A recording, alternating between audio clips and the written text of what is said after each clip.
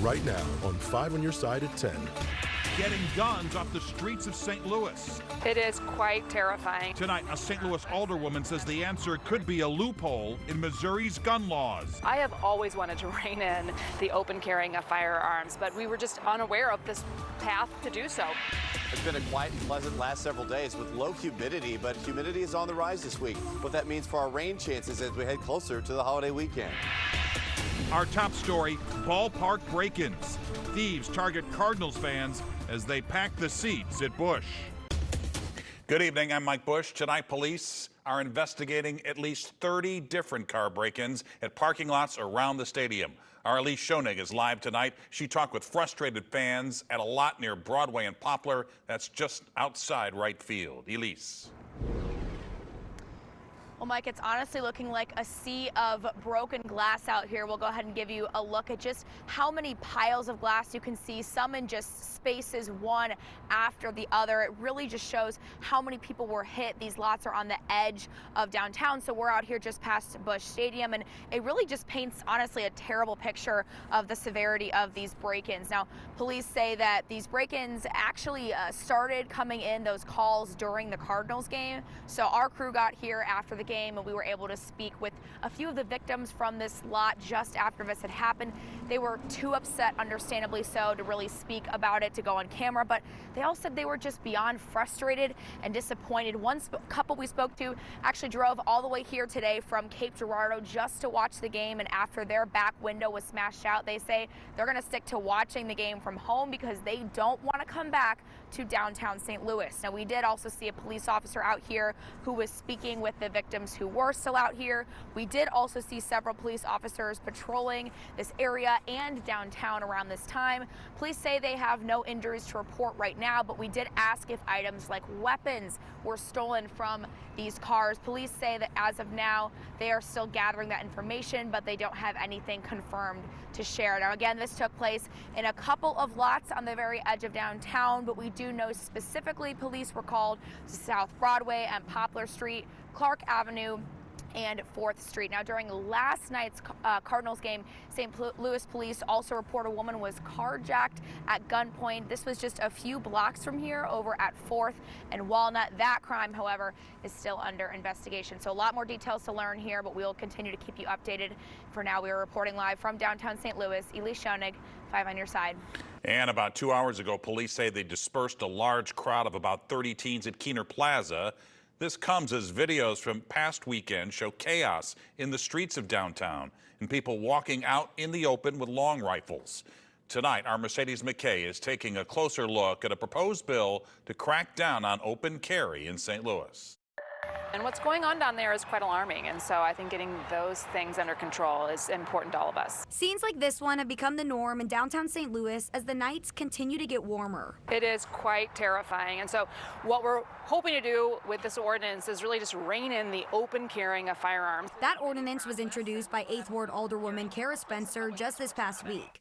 She filed Board Bill 29, which would ban openly carrying guns for anyone who does not have a state concealed carry permit. I have always wanted to rein in the open carrying of firearms, but we were just unaware of this path to do so. That path is through a careful reading of a state law passed almost a decade ago that preempts cities from enacting their own gun laws. The one exception, though, involves openly carrying and those without permits, something Kansas City already did. In the city of St. Louis, we failed to do that, and so here we are. We're having to unwind that. Spencer says she's received an overwhelming amount of support from the community. House Minority Leader Crystal Quaid spoke on the issue of guns in Missouri on the latest episode of The Record with Mark Maxwell. She says crime shouldn't take a political side. It doesn't matter if you're a Republican or a Democrat. You want to feel safe in your home. You want your community to be a place that your kids can ride their bikes down the street and feel comfortable doing so. If the bill passes, Spencer hopes it would make enforcement easier. This will give our police department a tool to rein those in and get them just off the streets. But more importantly, save more lives. We know arguments, they can turn deadly so quickly when you have your hand on a trigger. And so this will hopefully eliminate that and make our city safer. Mercedes McKay, 5 on your side. The bill was just introduced this past week. It still needs to go through the committee process with hearings. Tonight, St. Louis police are investigating a deadly shooting just down the street from the Horseshoe St. Louis Casino and the Four Seasons Hotel. Officers found a man shot in the chest overnight in the 1100 block of Lumiere Place. His identity has not yet been released. Anyone with information is asked to call Crime Stoppers at 866-371-TIPS. Tonight, 3 people are dead. 2 others are in the hospital after a shooting at a Kansas City nightclub. It happened early this morning. Some of the victims were found shot inside the club, which sits in the middle of a residential neighborhood. Police are still investigating this crime and a motive. 1 man is dead. 2 others are recovering tonight after a fiery crash on I-70 in North St. Louis. 3-car crash happened this morning in the westbound lanes near Grand. Police say a driver stopped on the interstate and caused a chain reaction crash. That driver was killed. He has not yet been identified. The 2 other drivers were taken to the hospital. Illinois lawmakers returned to work in overtime this week. They failed to pass a budget before they left Springfield on Friday, but one item gaining support from both parties could tackle hunger in urban and rural food deserts. Tonight, our political editor, Mark Maxwell, is taking a closer look at the Illinois Grocery Initiative. Mark? Mike, few signs of decline are more devastating to a small town than when the local grocery store closes up shop. Travel time soars, overall health slumps, and believe it or not, you don't have to go very far from downtown St. Louis to find people living in a food desert. Barges and rail cars carry grain and produce past this small blue-collar town along the banks of the Mississippi River. But they don't stop in Venice. We are a food desert. Our folks have to travel about 6 miles to get nutritious food, vegetables, fruits. Ed Hightower is a former educator and referee who sits on the board of trustees at SIUE. He's been pleading with grocery stores to bring healthier food options here. Name grocery stores. And you know the bottom line, they said, it's not profit driven. I'm not going to come in there. Just across the street from City Hall, that used to be a grocery store right there. You can find a gas station, a post office, a diner, even a delivery lockbox for Amazon. But no fresh fruit, vegetables, or meat. Mayor Tyrone Eccles is 85. We've been fighting for a long time. Sometimes I want to just go run to the store and grab some onions or a tomato. You know what I'm saying? Just when I'm cooking and I realize that I didn't have it. I have to go all the way to Granite City because even the dollar stores that we have around here don't carry fresh produce. But soon, the city could launch its own municipal-owned grocery store with help from the state. Right across the street here. It would run a lot like a public utility for gas or water. The shelves would be stocked with fresh produce grown by Illinois farmers. That would mean the world. Oh, yes. You could just walk down the street and get your groceries and come back. Oh, yeah. Takesha Curry grew up here and bought the home next door to Dad, a veteran of the Vietnam War. We work hard. We work hard down here, work hard to keep our homes nice and, clean. But when they get hungry after a hard day's work? No options, really, for grocery shopping. We have to go far distance to get groceries. And for many people in town, public transit is their only way to get around. Oh, there are several families who don't have cars. It's a task to get someone maybe to help drive them to get the groceries, and I'm sure they have to pay to help or get on the bus to get groceries. An issue only in urban areas. Some rural counties in southern Illinois don't have a grocery store anywhere in the entire county. The state approved a plan to spend $20 million in the upcoming year to help small local grocery stores stay open and to help new co-ops or municipal governments buy the buildings, freezers, and computer systems it would take to open up shop. Mark, thanks. Well, music filled the streets of Soulard this weekend. The Soulard Blues, Brews, and Bites Festival just wrapped up a few hours ago. The celebration included a parade, music, local food, and drinks. The local blues community also paid tribute to St. Louis music legends who passed away. That included Tom Hall, who died in a house fire last month. And the 113th Annie Malone May Day Parade took over downtown St. Louis today. For more than 4 hours, bands, dance teams, and various community groups marched down Market Street, all to support the mission of Annie Malone Children and Family Services. 5 on Your Side is a proud sponsor of the parade, and you can watch that parade on 5 Plus and the KSTK YouTube page.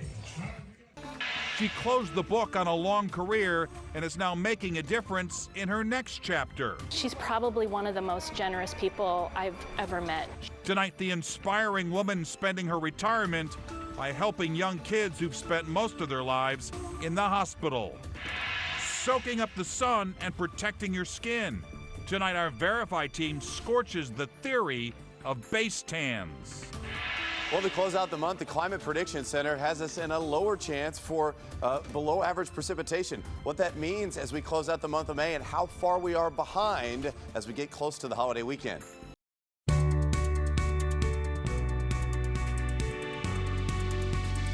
It's not something you expect to see when you go to Rankin-Jordan Pediatric Bridge Hospital. Smiles. The kids there have complex medical issues, but as you'll learn in tonight's Making a Difference report, one big reason for that is a woman who always wears her own smile and a volunteer badge. On the journey to healing at Rankin-Jordan Pediatric Bridge Hospital, if you're happy and you know it, clap your hands. State-of-the-art medical care always takes the lead. If you're happy and you know it. But the dedicated doctors, nurses, and therapists aren't the only ones charting the course to recovery. Yay! It's story time with Fancy Nancy. Nancy Gianassi is all work and no pay. On Tuesday, he ate through 2 pears. She's a Rankin volunteer. She's probably one of the most generous people I've ever met. She spent 34 years as an occupational therapist in the special school district, finding her calling after seeing a 1975 movie. Once in your life, may someone love you like this. The Other Side of the Mountain is about young ski champion Jill Kinmont, who was paralyzed after a tragic skiing accident. So in this movie, they showed her an occupational therapy. They showed them putting a splint on her hand and be able to put utensils so she could feed herself. And you just knew it was for you. It was my fit. It was my fit. Turn the page. Thank you. But after her long career, instead of closing the book, there you go. She decided to write this new chapter. We got to be careful with the caterpillars. Oh, I still want to give back. I always want to make a difference. I like the way you're using both hands. Nancy spends most of her time helping with Rankin's Oz program. Here's the horse. Oz stands for Optimization Zone, and it serves our patient population from really birth or 3 months to kindergarten entry. Let's sing a song like Sisters. Kids are supposed to be born in a hospital, not grow up in one. Where's the other thing? But many, like little Jaden Clark, have complex medical issues and haven't been able to go home. He's had a long road. He was born prematurely. He was 1 pound, 8 ounces. Long-term hospitalization can impact a child's development. Who came to play today, Peyton? The Oz program is based on play to let kids be kids. And through play, Nancy says, kids learn. When I see a child come in and start going like this, they remember we're going to be singing Wheels on the Bus. You sing, okay, there's a spark. Because we provide repetition, and a routine. He's learned even to talk or sing or read a book. All of these things, he knows how to turn a page now. He's never done that before. Here we go. Before she's done for the day, Nancy's mission of kindness becomes mobile. We have hand lotion. She wheels a cart of toys and toiletries through Rankin's hallways. Yes, hello, I'm Nancy, the volunteer. Going the extra mile for the parents and siblings of Rankin patients. We have toothbrushes to know we're here for you. I want them to know you're not alone. Here's a duck. Here's a duck. A beam of sunlight through clouds of adversity. Seeing them improve and seeing them increase their skills, I just glow. I hope I can do this forever. All right, friends, let's sing our goodbye song. Rankin volunteer Nancy Gianassi. Na, na, na, na. Showing that dedication and compassion are key ingredients in the prescription for healing. Na, na, na, na. She is caring, compassionate. I can't say enough about her. Hey, Peyton, goodbye. If you'd like to learn more about the Oz program, we can link you to Rankin's website when you go to this story on our website. And a reminder, if you know an inspiring person or a great story about someone making a difference, let me know by email at mbush@kstk.com. Tonight, Republican leaders and the White House resume negotiations on averting default on the federal debt. Experts say not lifting the debt limit by the end of the month would lead to economic disaster. President Biden headed home after the G7 summit in Japan. He's expected to meet with House Speaker Kevin McCarthy tomorrow. The two spoke by phone today. After that call, McCarthy said he thinks both sides can find common ground. And liftoff, Falcon 9, go Axiom. History tonight at the Kennedy Space Center in Cape Canaveral, Florida. Just hours ago, a SpaceX Falcon 9 rocket launched the Axiom AX-2 Freedom spacecraft into space. For the first time, a woman is in command of a private space flight. The four-man crew is headed to the International Space Station as part of their 10-day mission. Meteorologist Gary Frank joins us now with that weather first forecast, and temperatures are going up, I understand, this week. Yeah, just a little bit, and that's what we're trending for. That's what we would expect toward the end of May when, we start to open up those pools. The neighborhood pools start to open up. It really hadn't been that humid. In fact, some of the mornings this morning, I wore a jacket for a little bit, or at least a quarter zip, came off pretty quick. But our humidity is slowly going to rise. We've had a break from that. Our heat will return this week, and we have a fairly dry holiday weekend ahead. There are some minor rain chances, which will be good at times. We still didn't get to 80 degrees, so we're just below average in many cases after starting out in the 40s and 50s. And right now we've dropped into the 60s. I still think this is maybe a day you could leave the windows open overnight, but it will be a little less cool than it was, as it's still going to hold steady here into the overnight hours. Quiet here as we look at the airport. Roy sent this in from Bourbon. A nice night for a fire pit.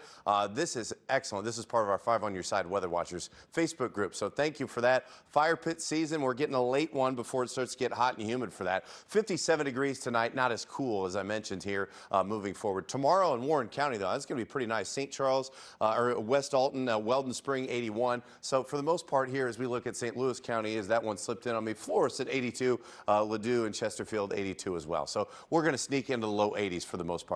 That's what I would expect, but for the most part, that warm air is going to settle in. It's gradually going to work its way in, but we do see a little bit of a hiccup in the form of less humid air and kind of a backdoor cold front. We say that because it's coming in from the northeast and not typically the northwest. It's not going to have much of an impact, except it might drive maybe an isolated shower. This is not a widespread rainfall, but it is going to cool us down enough to where it's still pleasant outside, but it's not 90 degrees. But as a result of that drier air and that pattern, look at the rainfall all the way through next Sunday at this time.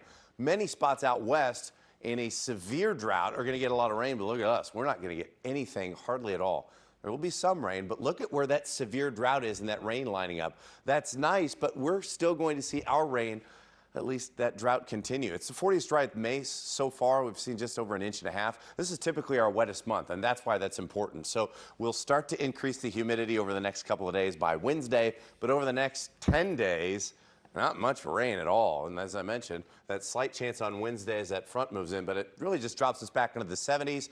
We're back into the 80s for the holiday. You would expect Monday and Tuesday, that's when we're going to start to be close to 90, more humidity, and of course, those rain chances that we would expect on the holiday. But right now, it doesn't look like a washout, even though it's just a few days out. All right, Gary, thanks. Well, sunscreen is your friend during the summer months, but is there a more natural option? Tonight, our Verify team sheds light on base tans.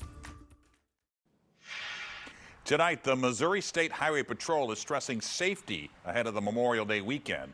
Authorities are expecting increased traffic on both the roads and on the water.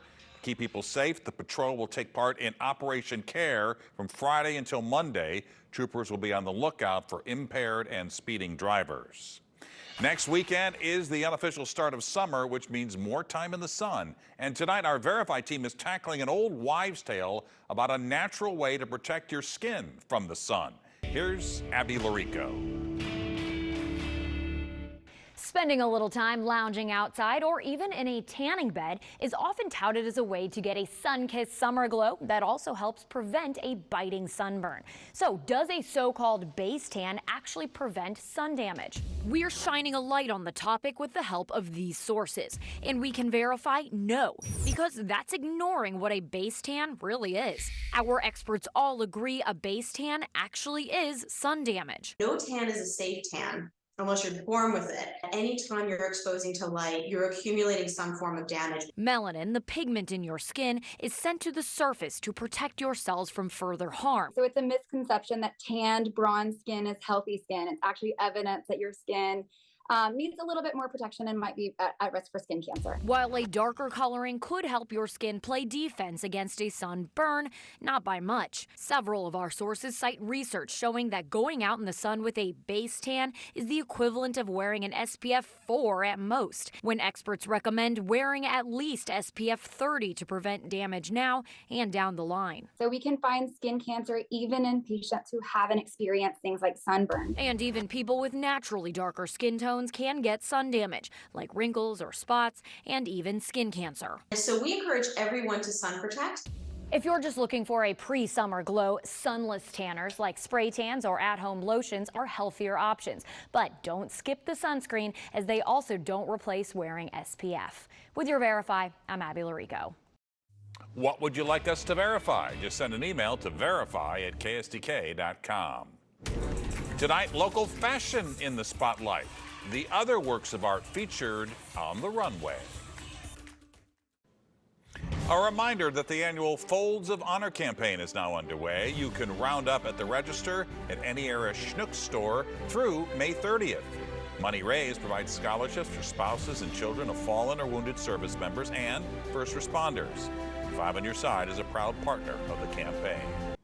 It was a night of music, art, and fashion in St. Louis tonight. The Role Models Fashion Exhibit at the Contemporary Art Museum fused clothing from area designers with live music and great energy all in one room. The runway also featured the work of local artists, and 5 on Your Side's Brent Solomon was featured in tonight's show. And there you have it. 5 on Your Side at 10. Start your day with Today in St. Louis. That begins at 4 a.m. And now, here's Frank Cusimano with Sports Plus.